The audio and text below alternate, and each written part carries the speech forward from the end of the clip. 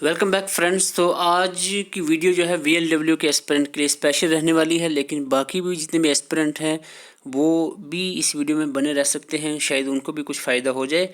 लेकिन आज हम VLW के एस्पिरेंट के लिए आए हैं, कुछ इंपॉर्टेंट बातें करनी है आपके साथ। सबसे पहले बहुत सारे एस्पिरेंट मैसेज करते हैं पर्सनली भी और कमेंट भी करते हैं वीडियोस के ऊपर कि एग्ज़ाम कब होगा। तो एग्ज़ाम पहली बात तो हम नहीं बता सकते, ये तो JKSSB जब कैलेंडर रिलीज़ करेगा तो वो बताएगा। लेकिन अगर एस्टिमेटेड डेट आप पूछना चाह रहे हो कि आपके अंदाजे में एग्ज़ाम कब हो सकता है, तो इसका आंसर कोई बंदा दे सकता है। और एग्जैक्टली अगर पूछते हो तो वो उसका आंसर कोई भी, क्योंकि लोग एस्पिरेंट पूछते हैं कि श्योर हो आप, तो ये श्योरिटी हम नहीं बता सकते। हाँ, एक अंदाजे से आपको बता सकते हैं कि कब एग्ज़ाम हो सकता है। तो आइए आपको थोड़ा सा बताते हैं पहले एग्ज़ाम कब हो सकता है, और उसके बाद आपको अब क्या करना चाहिए, क्या स्ट्रेटजी रहनी चाहिए, किस तरह के से आपको मोटिवेट रहना है, और वो चीज़ें हम डिस्कस करेंगे। सबसे पहले अगर आपको बताएं तो एग्ज़ाम की बात करें तो 11 नवंबर को, 11 या 14 नवंबर अप्रॉक्सीमेटली डेट है जब एजेंसी फाइनली सिलेक्ट हो जाएगी, JKSSB कर लेगा, क्योंकि 2 एजेंसीज तो नॉमिनेट हुई हैं।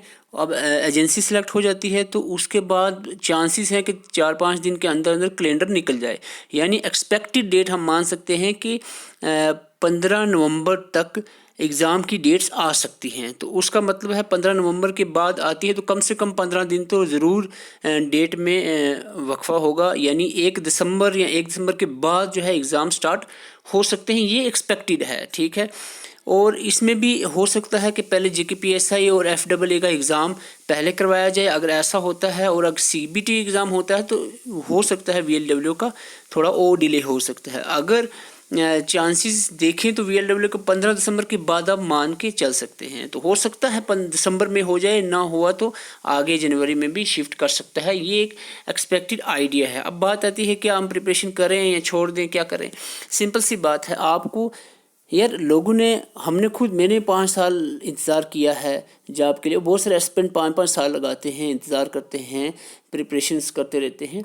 तो अगर आपको 1-2-3 महीने पढ़ना पड़ गया तो कौन सी बड़ी बात होगी। 3-4 महीने अगर और, या 1-2 महीने या 1 महीना, कुछ भी हो सकता है। तो अपनी प्रिपरेशन को आप कंटिन्यू रखोगे, सिंपल सी बात है, तभी आपकी सिलेक्शन के चांसेस हैं। अगर प्रिपरेशन को रोक देते हो तो पढ़ा हुआ भूल जाओगे, सिंपल सी बात है, सिलेक्शन के चांसेस कम होते जाएंगे, दिन ब दिन कम होते जाएंगे।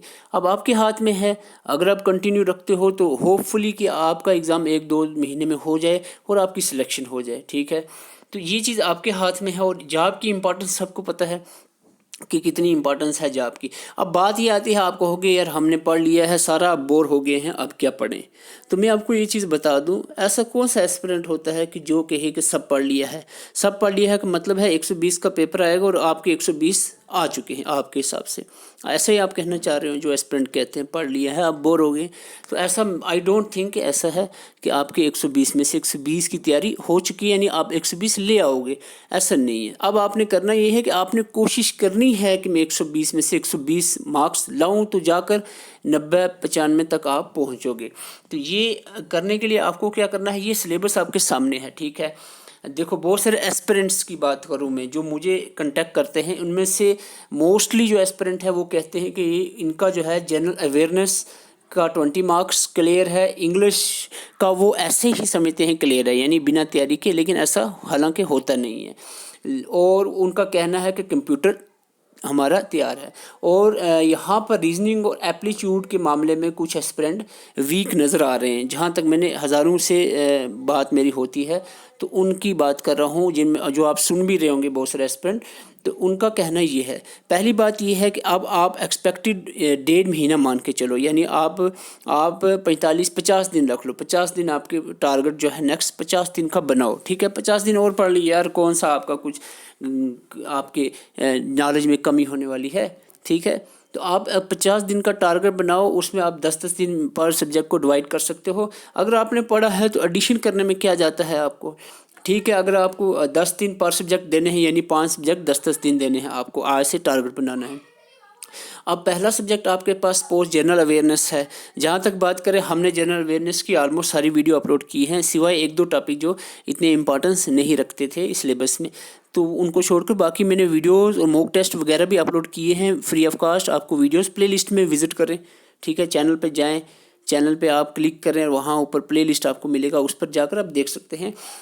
बस इतना नहीं है कि आपने मेरी वीडियोस देखी, इसके साथ साथ आपने और भी जितने चैनल्स हैं उनकी अगर आप ट्राई करो कि वीडियोस देखने का एडिशनल कंटेंट मिलता है, तो आपने अगर मेरे से नोट्स लिए हैं या आपके बनाए हैं खुद, उसमें आप ऐड कर सकते हो अगर कोई नई चीज़ मिलती है। एमसीक्यूज़ नए प्रैक्टिस करो, और एमसीक्यूज़ प्रैक्टिस करो, टॉपिक वाइज एमसीक्यू प्रैक्टिस करो, चीज़ों को डिटेल से समझने की कोशिश करो। मैं आपको बता दूं ना, जैसे हम भी प्रिपेयर कर रहे थे, जब पहली बार हमें लगा हो गया, लेकिन जब हमने फिर से एडिशन प्रोसेस चलाया तो फिर पता चला हो अभी कहाँ यार, अभी तो बहुत बाकी है।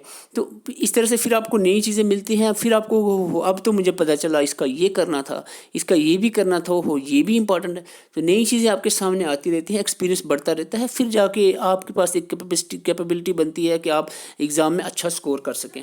तो इस तरह से आपने 10 दिन देने हैं, प्रॉपरली अच्छे तरीके से 10 दिन देने हैं। उसमें चाहे एमसीक्यूज़ की वीडियोज़ देखो, लेक्चर्स देखो, डिफरेंट चैनल सर्च करो, टॉपिक वाइज चीज़ों को ढूंढो, बुक्स में, नोट्स में, यूट्यूब पे, गूगल पे, तो डिफरेंट तरह से कंटेंट को इकट्ठा करके उसको पढ़ो और अपनी जो नॉलेज है उसमें एडिशन करने की कोशिश करो, और अपने जो आपने की नोट्स, शॉर्ट नोट्स बनाए हैं उसमें भी चीज़ों को ऐड करने की कोशिश करो। तो इस तरह से आपने प्रोसेस चलाना है, ठीक है। ऐसे इंसान को लगता होता है कि भाई मुझे पूरा तैयार है, एक्चुअल में होता नहीं है, ठीक है। इंसान बोर हो जाता है, क्योंकि एक लेवल का इंसान पढ़ लेता है ना, उसको लगता है कि बस ये हो गया, लेकिन उसके ऊपर भी एक लेवल होता है, उसके ऊपर भी एक लेवल होता है। तो आप एक एक लेवल बढ़ते जाओ और चीज़ों को एडिशन ऐड करते जाओ, ठीक है। इस तरह से हम बात करें इंग्लिश की, इंग्लिश को छोड़ना नहीं, इसके एमसीक्यूज प्रैक्टिस करो, जितने सिलेबस में टॉपिक हैं उनको आप एक बार देख के उनको सर्च करो, चीज़ों को देखो। मैं आपको थोड़ा सा आगे बता देता हूँ। सिलेबस आप सब ने देखा है, जैसे ये सिलेबस है, ठीक है। अभी मैं करंट अफेयर पे नहीं कहूँगा आपके करंट अफेयर पर जाओ, करंट अफेयर का बहुत सारे एस्पिरेंट पूछते हैं, तो ये एक बड़ा हेक्टिक सा टॉपिक है और इसमें बंदे का टाइम बहुत वेस्ट होता है, अगर और चांस भी कम होते हैं कि कौन से क्वेश्चंस आएंगे। तो इसका यही है, आप जो लास्ट का टाइम आएगा मैं आपको बता दूंगा कैसे 6-6 महीने की वीडियोस आप देखें, कहाँ से देखें, और इसको छोड़कर बाकी सारी चीज़ों में आप ऐड कर सकते हो। जैसे पॉलिटिकल डिवीजन है, फिजिकल डिवीजन ऑफ इंडिया के हज़ारों वीडियोज़ आप को मिलेगी, मैराथन मिलेंगे इंडिया लेवल के, जो आईएएस लेवल के, तो उनमें आप घुसकर आप थोड़ा सा हाई लेवल कंसेप्ट को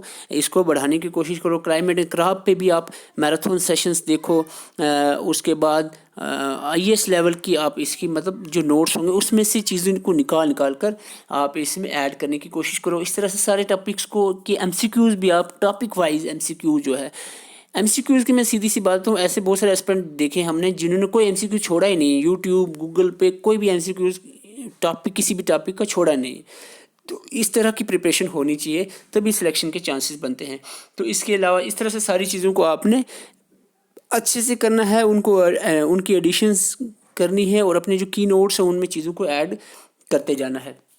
और यहाँ पर बात करें कंप्यूटर, देखो कंप्यूटर की आप डिफरेंट, जैसे एक अभी किसी चैनल ने SSS ने ये चलाया है सेशन एमसीक्यूज़ का, वो देखें आप, उसकी प्लेलिस्ट में सीधा घुस जाएँ, ठीक है। अब ये नहीं कि वेट करना है चैनल का, अगर आपको अभी मैं बता रहा हूँ आपको अभी पता चला है तो प्लेलिस्ट में जाना चाहिए ना। प्लेलिस्ट में एक प्लेलिस्ट बनी होती है जो भी वीडियोस अपलोड होती है, उसमें 15-20 जितनी वीडियोस हैं उनका देख लो, और चैनल्स पे विज़िट करो। जैसे आपने तानिया मैम है एक जेके एग्ज़ाम क्रैकर की, उन्होंने भी प्लेलिस्ट अपलोड की हुई है, वो भी जो मैं आपको बता रहा हूँ जो मुझे लगता है सूटेबल है, तभी तो मैं इनोस कर रहा हूँ, मैं प्रमोशन नहीं कर रहा हूँ किसी चैनल की, वो बड़े चैनल है, अच्छा को कंटेंट दे रहे हैं तभी तो बड़े बने, तो इसलिए हमने भी उनसे पढ़ा है, तो आप उनको भी देखें, ठीक है, प्रैक्टिस और करें। इसके अलावा आप अगर आप चाहें तो सेंट्रल लेवल के भी जो वीडियोज़ आती हैं उन पर भी आप देख सकते हैं। तो कंप्यूटर को भी आप, क्योंकि 25 नंबर कंप्यूटर के हैं, हाँ आपने मेरी वीडियो 16 देख ली हैं, मेरे नोट्स पढ़ लिए हैं, आपका बेस और अच्छा बन गया है और आपका मतलब कंप्यूटर पे होल्ड हो चुका है। लेकिन यहीं बस नहीं होती, ठीक है, आप चाहो तो हो सकता है, मुझे पता है जेके एसएसबी का लेवल क्या है, उसी हिसाब से मैंने नोट्स बनाए हैं और आपने वही पढ़े हैं, वीडियोस भी उसी हिसाब से। लेकिन हो सकता है कि बाय द वे रिस्क नहीं लेनी है, हो सकता है लेवल थोड़ा अलग कर दें, थोड़ा हार्ड कर दें, क्वेश्चंस के पैटर्न थोड़ा चेंज हो जाए, तो इस तरह से अलग तरह के पैटर्न को भी समझने की, क्वेश्चन समझने की ज़रूरत आपको पड़ सकती है, तो वो काम आप ज़रूर करें। तो इसके साथ साथ हम बात करें रीजनिंग की। तो अगर आपकी रीजनिंग वीक है तो पूछने की बात नहीं है भाई। ये टॉपिक पड़े हैं आपके सामने, टॉपिक लो, यूट्यूब पर सर्च मारो, वीडियोस हज़ारों आ जाएंगी। जो आपको सही सूटेबल लग रहा है, आपकी समझ में आ रहा है, उनसे समझें आप और प्रैक्टिस करें। और आप चाहें तो कुछ क्वेश्चंस लिख भी सकते हो जो आपके लिखना पॉसिबल है। तो इस तरह से टॉपिक वाइज चीज़ों को सर्च करके आप समझने की कोशिश करो। रीजनिंग दिखने में बड़ा लग रहा है यहाँ टॉपिक सिलेबस, लेकिन इतना बड़ा नहीं है। तो सीरियस की कुछ है, सीरियस है, एनालॉजी है, क्लासिफिकेशन है। ज़्यादातर फिगरल बेस क्वेश्चन आपको पीछे जाएंगे, फिगर बेस क्वेश्चन, ठीक है। फिगर बेस रीजनिंग जो है वो थोड़ी सी ज़्यादा आप देख लेना। तो यूट्यूब पर कंटेंट मिल जाएगा आपको। बुक्स जो है स्पेशली VLW की जो बुक लॉन्च हुई होगी उसमें भी आपको ये देखने को मिल सकते हैं टॉपिक। तो आगे बढ़ते हैं। मैथमेटिक को देखो, अगर आप बिल्कुल मैथमेटिक आपका वीक है, यानी आपने कभी पढ़ा ही नहीं है 10वीं के बाद, तो आप इसमें कुछ इंपॉर्टेंट टॉपिक्स के कुछ इंपॉर्टेंट पॉइंट्स जो है वो ज़रूर लिख लें। एक की नोट 10 दिन में, आपको बोल रहा हूँ 10 दिन इसको दे। 10 दिन में आप कितने कम से कम 20-25 पेज छोटा छोटा लिखकर 20-25 पेज मटीरियल कंटेंट इकट्ठा कर सकते हो समझकर। इनमें से जो इंपॉर्टेंट टॉपिक जो आपको लग रहा है आपके बस में पढ़ सकता है, तो वो चीज़ें आप समझे। जैसे प्रॉफिट लॉस अगर आप समझ पा रहे हो, मिक्सचर एलिगेशन हो गया, टाइम डिस्टेंस, वर्क टाइम हो गया, परसेंटेज रेशो, इंटरेस्ट, एवरेज, ये जो टॉपिक है ये जो आप को समझ आ सकते हैं, तो ये टॉपिक आप ज़रूर देखें और इनमें से चीज़ों को समझने की कोशिश करें। तो इसके बाद हम बात करें तो so this is all about. तो ये मैं कहना चाह रहा था मेनली कि आप जो है अपनी कंटिन्यू रखें प्रिपरेशन को और बिल्कुल भी रोकें ना, ताकि आप जो है एग्ज़ाम में क्वालिफाई कर सकें। अगर आप रुक गए, भूल जाओ, मेहनत सारी आपकी की किराए पे पानी फिर जाएगा। तो ज़रूर आप अपने प्रिपरेशन को कंटिन्यू रखें। और किसी भी तरह की हेल्प चाहिए तो हमारे नंबर आपके पास होगा, आप उस पर कांटेक्ट कर सकते हो। तो आपको किसी भी तरह की हेल्प हो तो आप वॉइस मैसेज में अगर आप पूछें तो ज़्यादा मेरे लिए बेटर रहता है। वॉइस मैसेज में आप कोई भी चीज़ पूछना चाहते हो तो पूछ सकते हो। नंबर मैं आपको एक बार फिर से मेंशन कर देता हूँ यहाँ पर, 7051014488 पे आप मैसेज कर सकते हैं, व्हाट्सएप मैसेज या वॉइस मैसेज व्हाट्सएप पे। Thank you for watching. और नए चैनल को सब्सक्राइब करें और प्लेलिस्ट में ज़रूर विजिट करें। अगर आप नए जुड़े हो तो अभी तक आपने वीडियोस नहीं देखी हैं, बहुत सारी वीडियोस अपलोड हमने की हुई हैं, ज़रूर देखें। Thank you for watching.